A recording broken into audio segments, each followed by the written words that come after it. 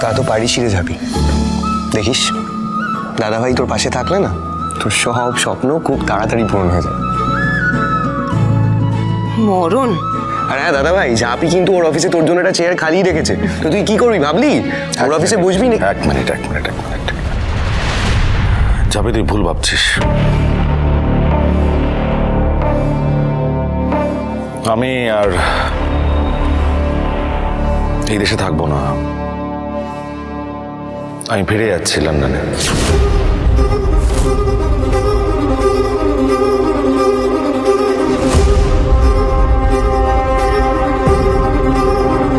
হেমা ছাড়া লক্ষ্মী, আমি কি ভাবছিলাম আরো কি বলছে বাবান। দীপ, তুই মাকে ছেড়ে, তোর বউকে ছেড়ে বিদেশে চলে যাবি? হ্যাঁ পিসিমণি, আমি ফিরে চলে যাব। এই দেশ আমাকে কিছুই দেয়নি গো।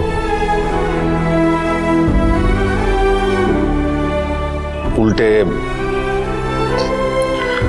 আমার ভালোবাসা, আমার বিশ্বাস সব ভেঙে টুকরো টুকরো করে দিয়েছে।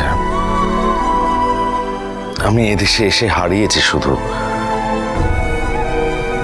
কিছু পাইনি। সব হারিয়েছো বললে? কিছুই কি পাও নাই? এই সংসার, আমাদের বন্ধুত্ব, এসব কিচ্ছু নয়। ইনকাতিদের বিশ্বাস ভাঙাটাই তোমার কাছে এত গুরুত্বপূর্ণ হলো?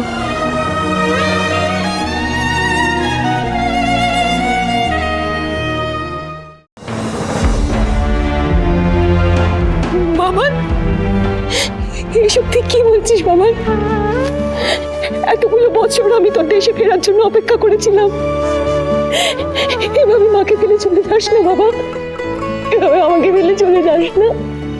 এই বাবা, আমাকে ফেলে যাস না বাবা। আর তোর সংসারটা সবে মাত্র সবকিছু ঠিক পথে এগোচ্ছিল। ঝাঁপি তোর চোখটা খুলে দিয়েছিল। এখন তো তোর সবকিছু গুছিয়ে নেওয়ার পালা, দীপ। আর তুই কিনা চলে যাওয়ার কথা বলছিস? বাবা,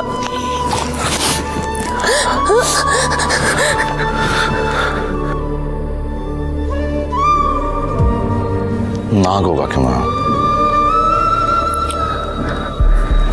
আমার এখানে গুছিয়ে নেওয়ার মতন কিচ্ছু নেই, সত্যি নেই। আমাকে না তুমি আটকিও না। আমি আমার মতন করে গুছিয়ে নিতে চাই। এখানে মিথ্যে ভালোবাসা, স্বার্থপরতা, এই সম্পর্কের টানাপোড়েনের মধ্যে না আমার দম বন্ধ হয়ে আসছে। আমি প্রাণ খুলে বাঁচতে চাই।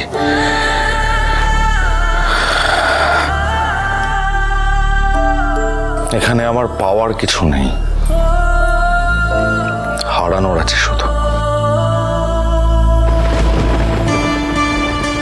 সরি মা, আমি হয়তো তোমাকে দুঃখ দিয়ে ফেললাম। লক্ষ্মী ঝাঁপি প্রতিদিন সন্ধে 6:30টায় স্টার জলসায় ও জিও হটস্টারে।